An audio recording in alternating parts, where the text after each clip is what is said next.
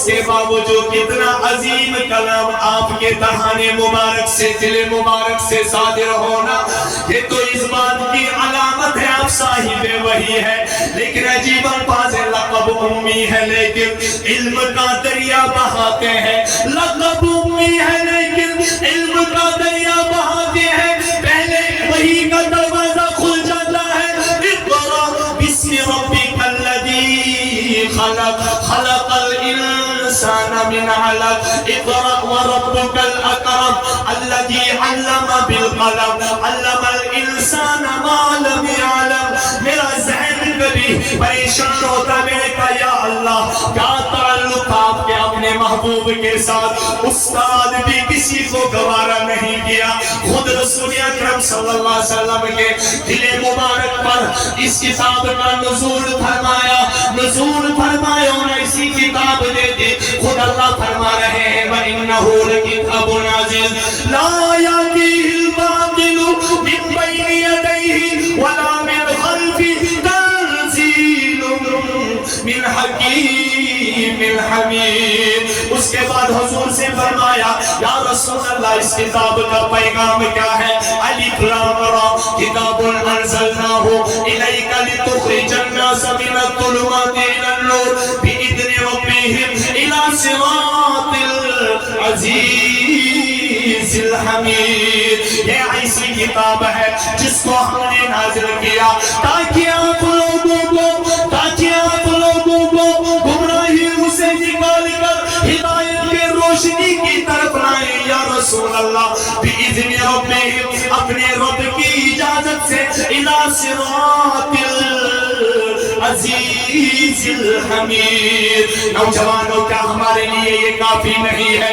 اس کتاب نے کن کن کو بدل ڈالا، اس کتاب نے کن مردہ دلوں کو زندہ کیا، اس کتاب نے کتنے گمراہی کے اندھیروں میں پھنسے ہوئے کو ہدایت کی روشنی کی طرف لایا۔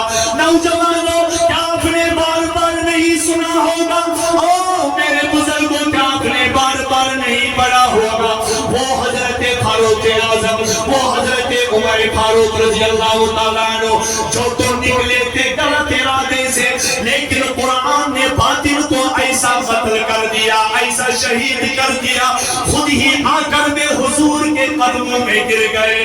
چلے جو قبر کو عمر، کہاں کسی نے روک کر، کہاں چلے ہو اور کدھر مزاج کیوں ہے عرش پر، چلے جو قتل کو عمر، کہاں کسی نے روک کر، کہاں چلے ہو اور کدھر مزاج کیوں ہے عرش پر، ذرا بہن کی لو خبر، فدا ہے وہ رسول پر، وہ کہہ رہی ہے ہر گھڑی نبی نبی نبی نبی۔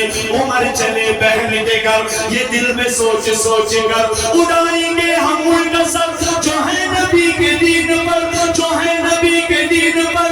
عمر چلے بہن کے گھر، یہ دل میں سوچ سوچ کر اڑائیں گے ہم ان کا سر جو ہے نبی کے دین پر۔ سنا جو اس کلام کو، سنا جو اس کلام کو، طه ما انزلنا عليك القرآن لتشقى الا تذكرة لمن يخشى، الا تذكرة لمن يخشى، تنزيلا ممن خلق الارض والسماوات العلى۔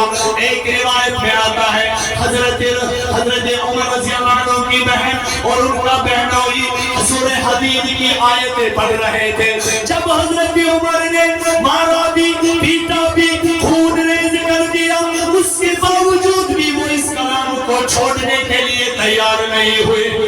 عمر ہی جھک گئے، عمر ہی جھک گئے۔ سنا جو اس کلام کو، خدا کے اس پیام کو، عمر نے بھی کہا یہی نبی نبی نبی نبی۔ بات کیا رہے ہو آپ، کیوں نہیں باز آ رہے ہو، باز آ رہے ہو، کیوں نہیں اس کو چھوڑ رہے ہو؟ آخر اس میں کیا ہے، اس میں کون سا اثر ہے، کیا جادو ہے؟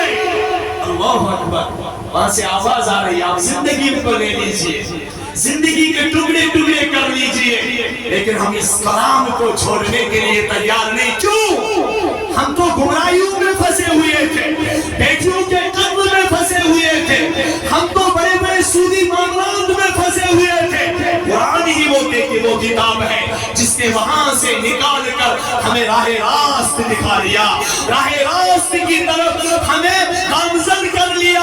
یہ تو اللہ ہی کا فضل ہے۔ عمر بھی قتل ہو گیا، عمر بھی دیوانہ ہو گیا، مجھے لے جائیے حضور کے پاس، میں بھی تو اس کلام کا عاشق بننا چاہتا ہوں۔ پہلے تھے عمر ابن خطاب، جب آ گئے اتنا رشتہ میرے نوجوانوں قرآن کے ساتھ مضبوط ہو گیا۔ پھر قرآن میں 20 جگہ حضرت عمر کی رائے پر قرآن نازل ہو گیا۔ قرآن ہی کو اللہ اکبر کبیرہ، قرآن کے ساتھ، اس کتاب کے ساتھ رشتہ مضبوط کیجئے، اللہ دنیا میں بھی چمکائیں گے، اللہ آخرت میں بھی چمکائیں گے۔ میں تھوڑا ایک بات بتانا چاہتا ہوں، جب قیامت کے دن جہنمی جہنم میں جائیں گے، جنتی جنت میں جائیں گے، جنتی جنت میں جائیں گے، تو بڑے بڑے لوگ تمنا کریں گے جنہوں نے دنیا میں قرآن کے خلاف بغاوت کی۔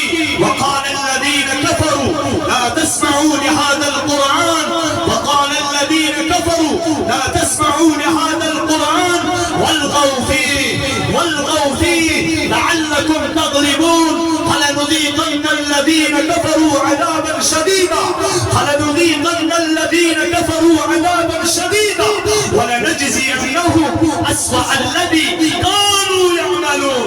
ارے کافر کہا کرتے تھے لا تسمعوا لهذا القرآن، اس قرآن کو نہ سنیے۔ خود کیا معاملہ تھا، سیرت ابن ہشام میں آپ نوجوان پڑھتے رہیے، وہاں لکھا ہے کہ رسول اللہ صلی اللہ تعالی علیہ وآلہ وسلم عشاء کے بعد، کیونکہ اللہ کی جانب سے اذن تھا، اللہ کی جانب سے آرڈر تھا، فَإِذَا فَرَغْتَ فَانصَبْ وَإِلَىٰ رَبِّكَ فَارْغَب، اب تنہائیوں میں اپنے اللہ کے ساتھ جڑے رہیے، لیکن کس کے ذریعے؟ قرآن کے ذریعے۔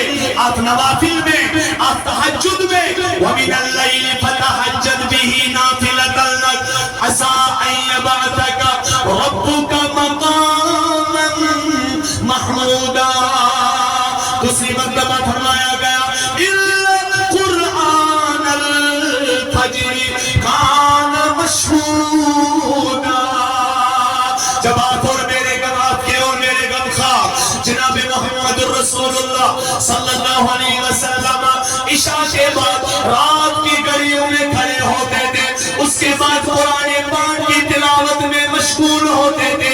تلاوت قرآن اتنی اہمیت کے ساتھ، اتنے مزے کے ساتھ میرے اور میرے غم خواہ جناب محمد عربی صلی اللہ علیہ وسلم پڑھتے تھے۔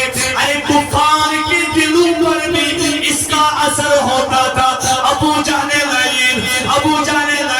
ابو سفیان، اخنس بن شریف رسول اکرم صلی اللہ علیہ وسلم کے دولت خانے کے باہر کان لگا کر قرآن سنا کرتے تھے۔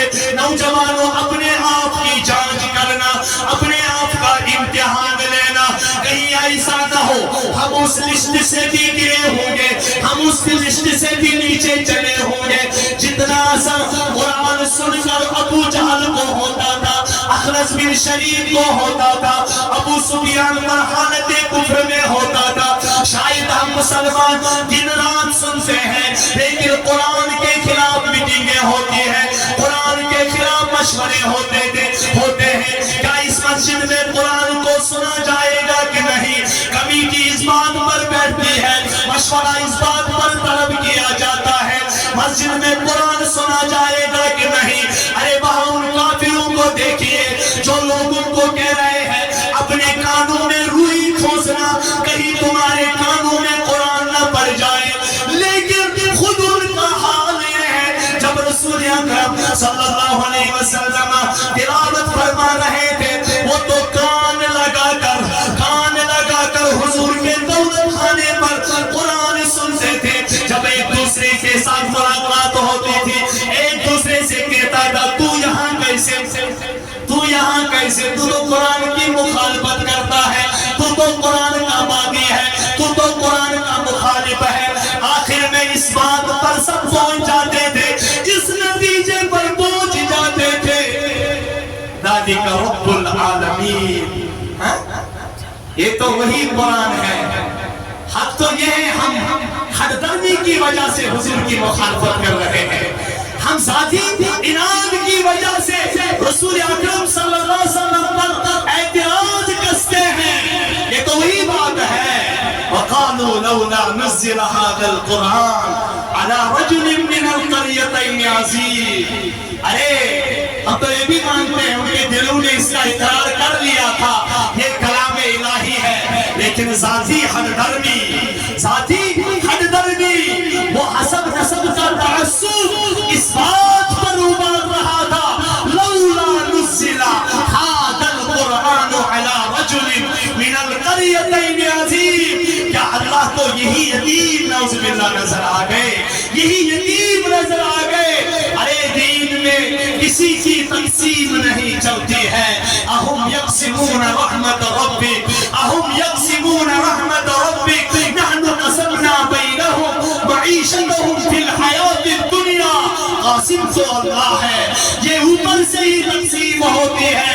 اللہ فرما رہے ہیں ثم اورثنا الکتاب الذین اصطفینا من عبادنا فمنهم ظالم لنفسه ومنهم مقتصد ومنهم سابق بالخیرات بإذن اللہ. یہاں اللہ کی جانب سے انتخاب ہوتا ہے. اللہ خود فرما رہے ہیں فرمان الہی ہے. ہم اپنی کتاب کا وارث اسی کو بنا دیتے ہیں جس کو ہم خود چن لیتے ہیں، جس کو ہم خود چن لیتے ہیں. رسول اکرم صلی اللہ علیہ وسلم کا انتخاب ہوا، اس کے بعد انہی کا انتخاب ہو سکتا ہے جن کا انتخاب اللہ کی جانب سے فرشتوں کی مجلس میں ہوگا. لہذا مبارک ہے وہ دل، مبارک ہے وہ دل جس دل کا انتخاب اللہ نے کلام مقدس کے لیے فرمایا. مبارک ہے وہ دل جس دل میں یہ 30 پارے جمع ہو گئے، اللہ نے اس کو حامل قرآن بنایا. ارے لوگوں ہم کیا ان کی عزت کر سکتے ہیں؟ ان کی توقیر تو اللہ نے خود فرمائی.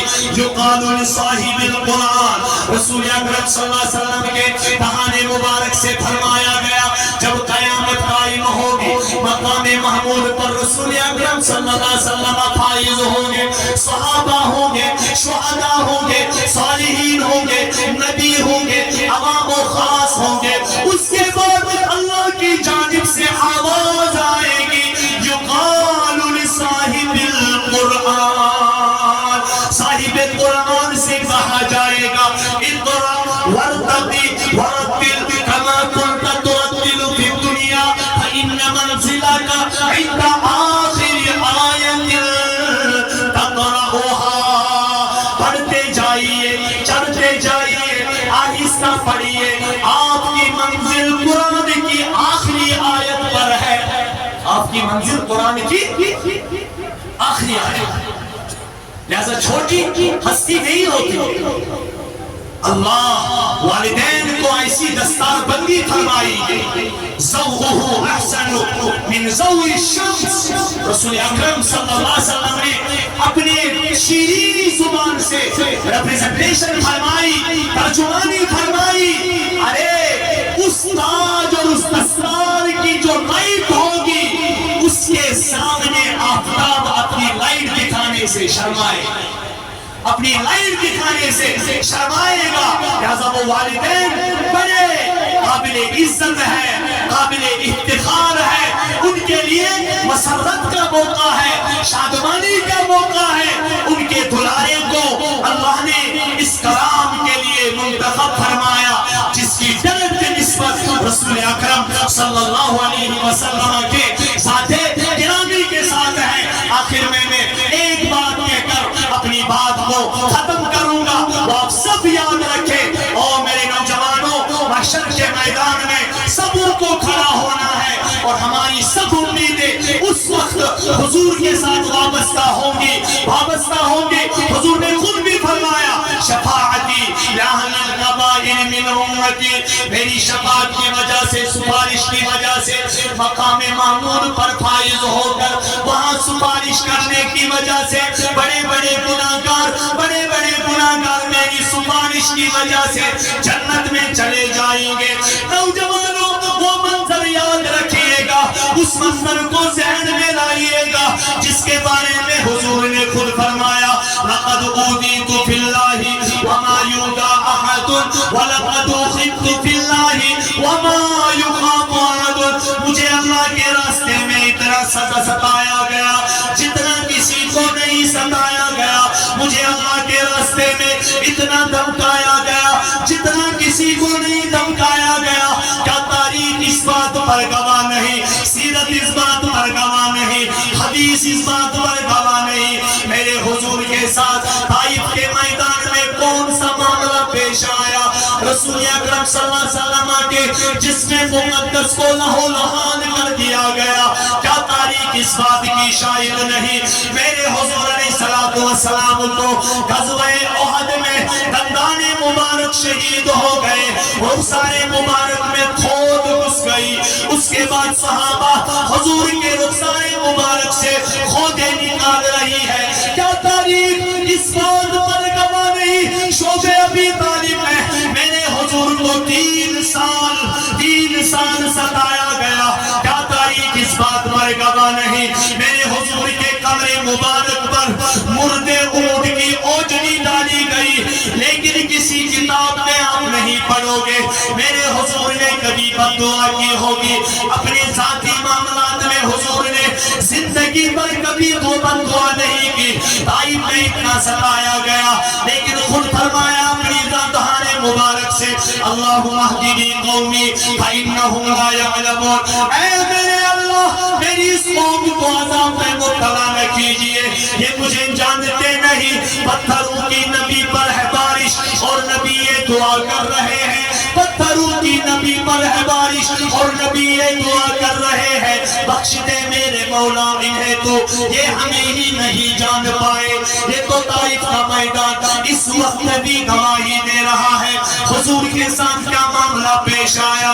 ارے کہ روح کو ترس آیا جب عباس نے محمد الرسول اللہ صلی اللہ علیہ وسلم کی بے بسی کو دیکھا، حضور کی اس حالت کو دیکھا، ان کو بھی رحم آ گیا، حضور کی خدمت اقدس میں انگور کا خوشہ پیش کیا۔ ارے اس وقت تو عرش کے فرشتے بھی روئے ہوں گے، زمین کے فرشتے بھی روئے ہوں گے، لیکن آپ نے کسی کتاب میں نہیں پڑھا ہوگا میرا نبی طائف والوں کی شکایت کرے گا، قبر شریف پر مردہ اونٹنی کی اوجڑی ڈالنے والے کی شکایت کرے گا، اپنی بیٹیوں کو طلاق دینے والے کی شکایت کرے گا، مکے میں شعب ابی طالب میں قید رکھنے والوں کی شکایت کرے گا۔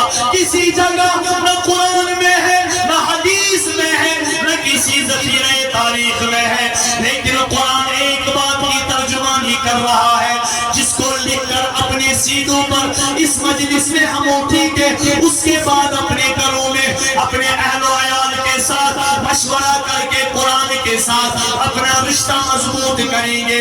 جب نبی شافی محشر بن کے مقام معمول پر کھڑے ہوں گے، جب سبوں کی سفارش کریں گے، اس کے بعد اللہ کے دربار میں کمپلینٹ درج کریں گے، ایک شکایت درج کریں گے۔